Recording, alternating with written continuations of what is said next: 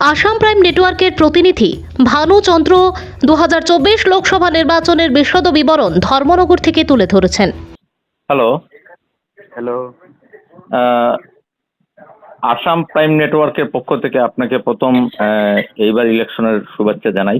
আপনার কাছে ভানুবাবু ত্রিপুরার কি কি খবর রয়েছে? দেখেন, আমাদের উত্তর জেলায় যে কয়েকটি সেন্টার আছে, সেই সেন্টারে মোটামুটি উৎসবের মেজাজে সকাল 7টা থেকে 5টা পর্যন্ত ভোট চলছে। মোটামুটি দেখা গেছে 81% ভোট কাস্ট হয়েছে। এর কোনো দিকে কোনো অপ্রীতিকর ঘটনা নেই। উভয় পার্টি ছিল, সিপিএম, বিজেপি, কোনো অপ্রীতিকর ঘটনা নেই। শান্তিপূর্ণভাবে উৎসবের মেজাজে ভোটগুলো হয়েছে আর কি। আর কোনো অপ্রীতিকর ঘটনা নেই, কোনো অপ্রীতিকর ঘটনা হয়নি। আচ্ছা, ভোটের টোটাল পার্সেন্টেজ কত ছিল? টোটাল ভোটার ছিল আপনার 48,887 জন। হুম টোটাল ভোটার।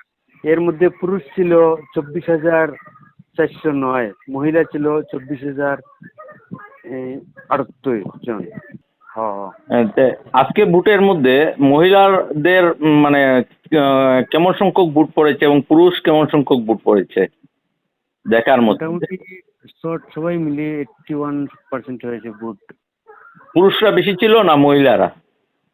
সমানই ছিল আজকে। সমানই ছিল। উৎসবের মধ্যে সে ভোটগুলো হয়েছে।